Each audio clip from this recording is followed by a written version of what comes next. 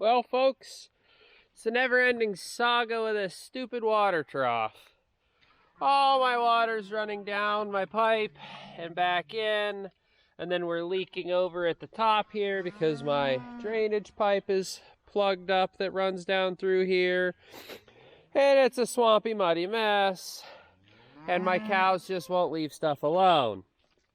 So, what I'm gonna have to do is dig all this pipe back up to the spring, which I was already in the process of doing.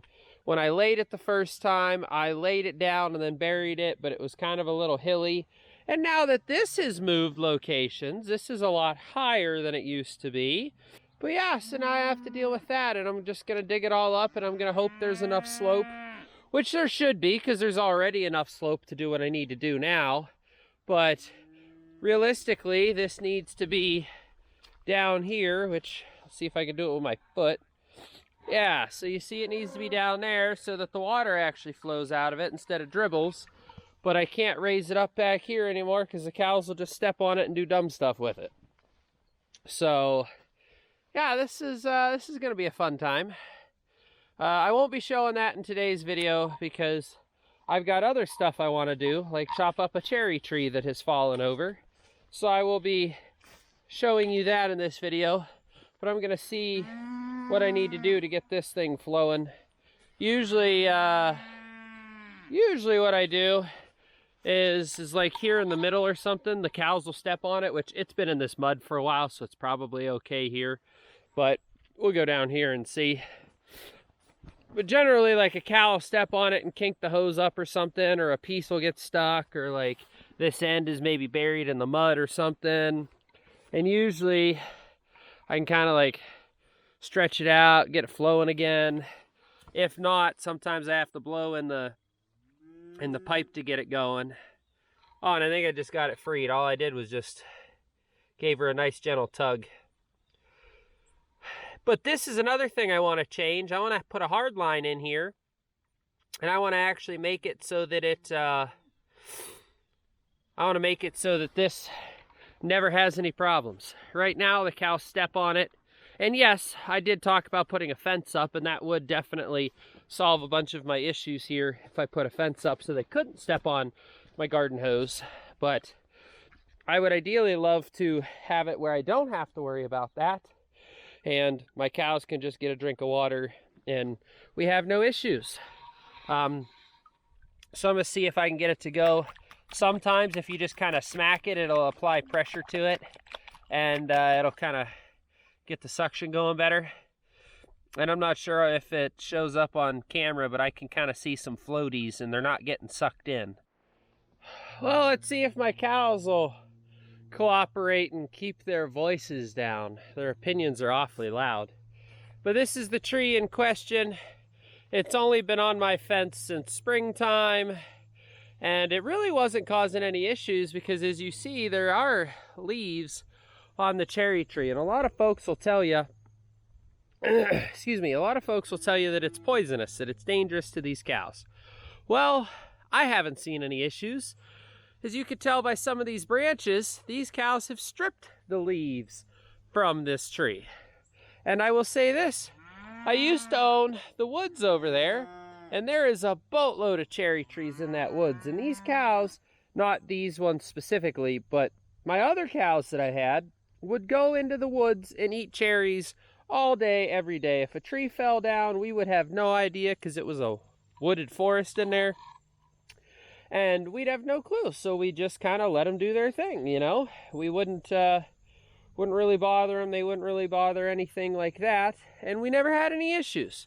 So I just left it go and let them graze around here.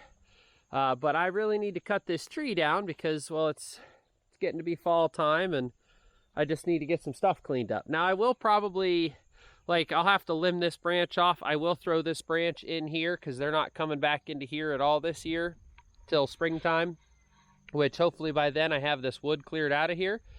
If not, no big deal. You know, they'll just graze around a tree. But I have to cut this up.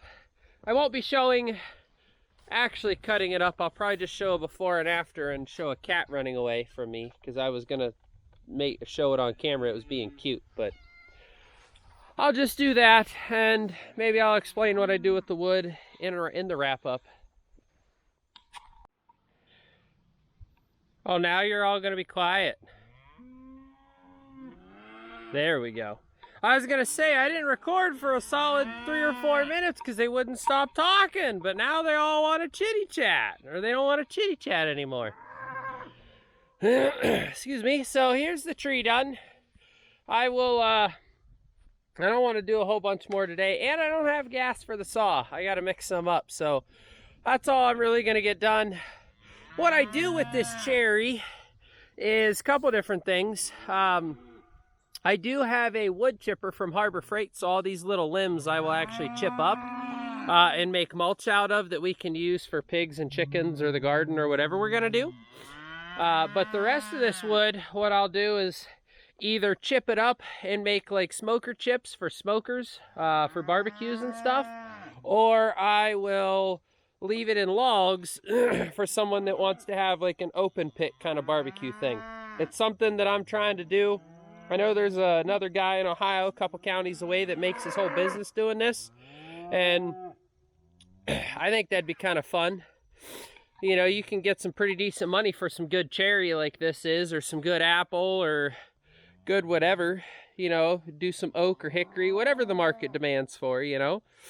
And I don't have a boatload of cherry trees, but I have at least these two here. I have a few more over there in that property line that the neighbor would like to take down because some of them are dead and taken out as fence, and stuff like that. So, but yeah, now I've just created a new playground for all of my children to play in. Isn't that right, Mr. Jersey? So that's the chores done for today.